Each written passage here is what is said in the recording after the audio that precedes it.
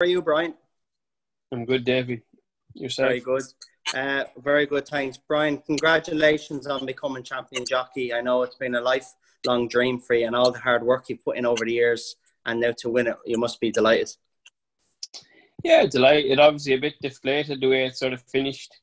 I'd like to see the season out to the end, but with there's other things going on around the world, you can't really sort of out of your control, so you just got to take it on the chin. Yeah, definitely. You were 19 winners clear of Richard Johnson, so you'd imagine with the way things were going for you anyway, he wouldn't have caught you. You've rode well over 1,000 winners over the last 10 seasons, so you've always been thereabouts. But did you ever think, were you ever doubtful in terms of that it mightn't happen because Richard rides so many winners as well? Well, the thing is, I mean, you're always hoping or dreaming, from when you start riding that one day it might be possible. But I kind of tried not to think too much about it, the first half of the season, because when you're thinking, you've got other things on your mind, it clouds your judgment, I think. So I like to just keep my head down and, obviously keep riding as many winners as I physically could. And you just always hope that, you're going to be in a challenging position in the turn of the new year, But I was lucky. All my trainers, horses, were always in relatively good form and provided me with a good steady flow of winners throughout the season. Although we missed bits and pieces of it for bad weather, but you're going to get that in any case. So, and it was obviously unfortunate what happened to Richard Johnson, but we were sort of neck and neck all the way in any case. And statistically, I've always finished the last 2 months of the season strong. It's probably the trainers I ride for, their horses perform better on a sounder surface, and I know I had plenty of horses left to run or to ride even. So I was kind of hopeful that I would have had a good finish to the season. So I'm sure if Richard Johnson got rolling again, it would have been interesting. But glad it worked out anyways. Yeah, definitely. You have a big team of trainers that you ride for. You're stable jockey to Donald McCain, but there's so many other trainers up the north where you're based that you ride for, and they supply you with so many winners. So that's a massive help in taking on the likes of Richard Johnson, who has a big stable of Philip Hobbs behind them.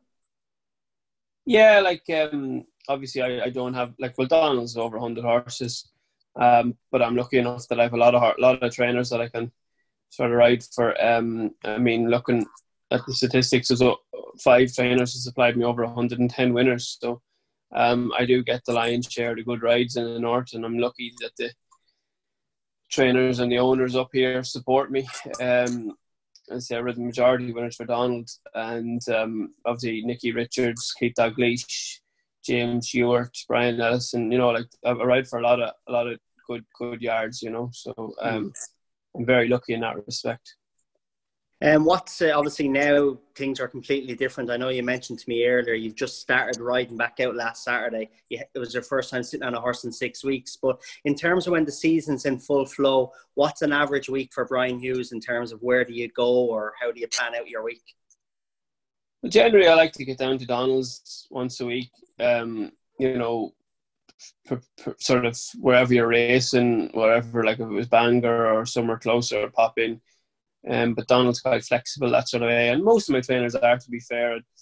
I'd ride out for obviously Donald, Nicky Richards, Brian Ellison, James Ewart, and Keith Dalgleish. So I would, and other trainers as well. I'd meet people in school in Malton and sort of just as it happens. But they're generally quite flexible, and I'm lucky enough that they realise that the much traveling you do, they generally work around you, which is good, Definitely. And Brian, you're always on the go, racing so much more in England compared to here in Ireland, so I'm sure you don't get home much in that. But what's the biggest thing that drives you? Is it just obsessed with riding winners, or? Well, you know me, Davey, I'm a very obsessive personality. Winners. I don't, no matter how many winners you could have in a day or a week, you're always looking forward. You're never looking back. I'm just driven by wanting to ride winners, and the thing is, I enjoy it. I love what I do. The driving isn't the best part of it. When I've done a few of these interviews, I sort of remember mentioning I was at Foss last at 9:30 at night, one night, leaving there and getting home at 3:30, quarter to 4 in the morning, and then up at 6:30 to go right out. So that's the worst side of it. But I'm lucky that, I mean, I don't consider it a job. I mean, I love what I do, and I love the fact that you're going different places every day, and riding winners is the big thing, because I'm lucky that I'm always getting a good steady flow of good rides. You've always got something to look forward to.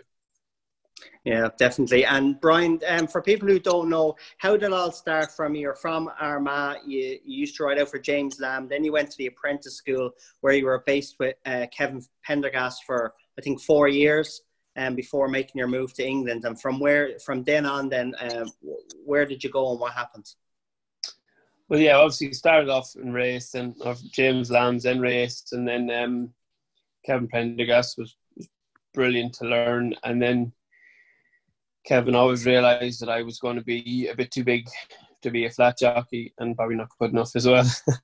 And then went through the Orion family, Bobby and Mouse, and that got me a job with Howard Johnson.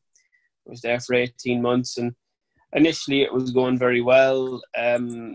Rode, a few winners in the first 6 months I was there, but then quality rides started drying up, and when you're getting hungry, you want to be, you want good rides, you want winners, and it wasn't quite happening. And so I decided to, well, actually, I had a job at Nigel Twiston Davis to start the following season. So I thought for the summer I'd just start to freelance and just try and ride out for as many people and to get rides. And that summer I'd ridden 10 winners.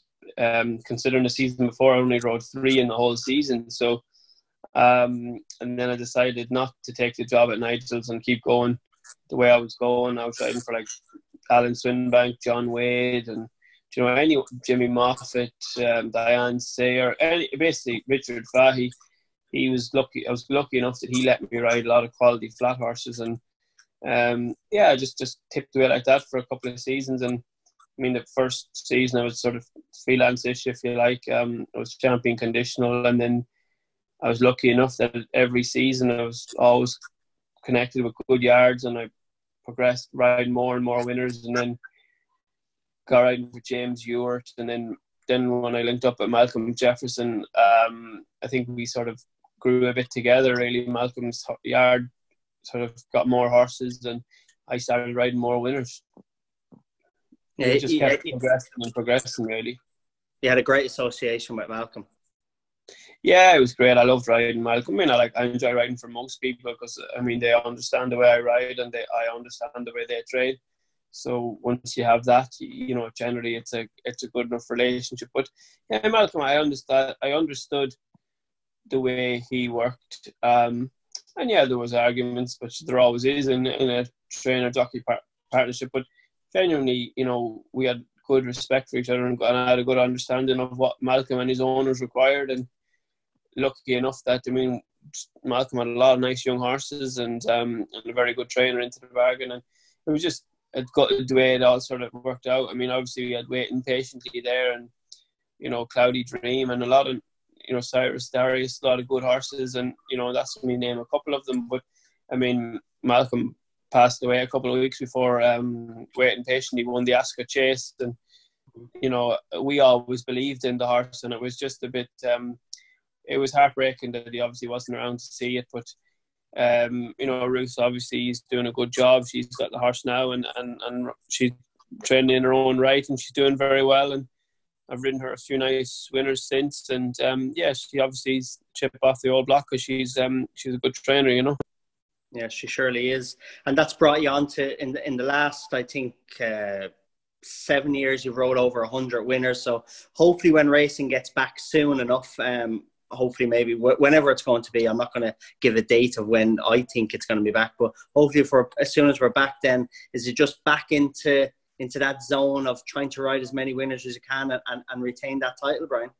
Oh, absolutely. If anything, it's made me even hungrier to try and be champion jockey again next year, to prove that it wasn't a fluke or it was on merit. But anyway, that's what I think. It's made me even keener to try and be champion.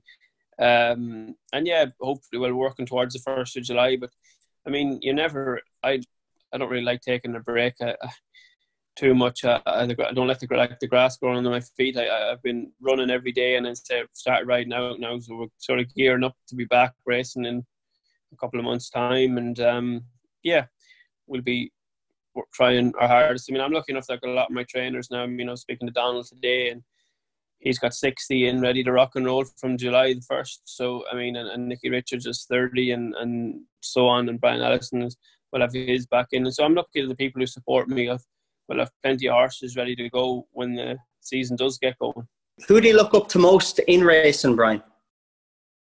You know, Davey, I've been lucky enough that I've been surrounded by a lot of good people, and Graham Lee said that to me once. You know, you got to surround yourself with good people and good things happen. And I've been lucky that I've learned a lot, and at every part of my career I've been surrounded by the right people and the people that have been able to help me. And that it would probably be unfair to name one, because, you know, I've got to this position with the help of a lot of people, and I've been incredibly lucky to sort of to keep, you know, they opened the right doors for me, and you know, I can only be thankful to them. Yeah, definitely. And Brian, what would be the biggest highlight in your career so far, in terms of obviously winning, becoming champion jockey is, but in terms of winning a race or winning on a particular horse?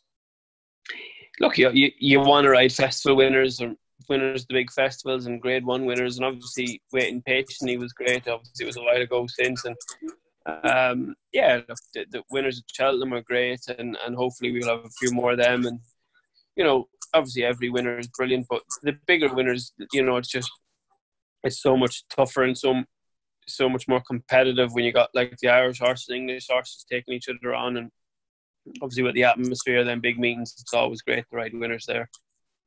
And would you have a favourite track that you ride in? Not normally. I mean, there's a lot of tracks I enjoy. There's probably a few I don't enjoy a lot less, but look, I enjoy riding in the north and in Scotland and that. I'm generally lucky enough at most of the tracks. I wouldn't have a firm favourite, but there's plenty I do have enjoy riding. So just keep tipping away now, riding out now, and keeping fit. Then, what about your weight? Is your weight an issue? Keeping that down? Not normally, no. I mean, I'd be lucky enough that, I mean, I'd probably be always the right side of 10 stone. So, you know, I don't obviously want to be too light. I want to be physically strong as I can be. Obviously, I'll be a couple of pounds heavier because I've doing very little for 6 weeks. Although I was still running every day. When you're not riding out and you're not obviously racing, you do lose the fitness. But as my wife was saying, it's probably given me a chance to, you know, obviously when you're a jump jockey, every jump jockey riding will be always riding with some aches and pains and whatnot. So it's given your body a chance to relax and stop. Because, I mean, since I got into racing when I was 16, you've never stopped. You're constantly working, barring a week off here or there. Or when you were off, you're injured. So, I mean, it's given my body a chance. But, you know, I'm just gearing up now towards the start and get as fit as I physically can. And the weight generally takes care of itself. That's good. Well, listen, Brian, I'll let you go. Thanks for taking the time. Congratulations again on becoming champion jockey, and hopefully racing gets back soon and you'll get back to what you do best, and that's riding plenty of winners. Cheers, David. Thanks very much. Thanks very much. Take care, Brian. No worries. Cheers.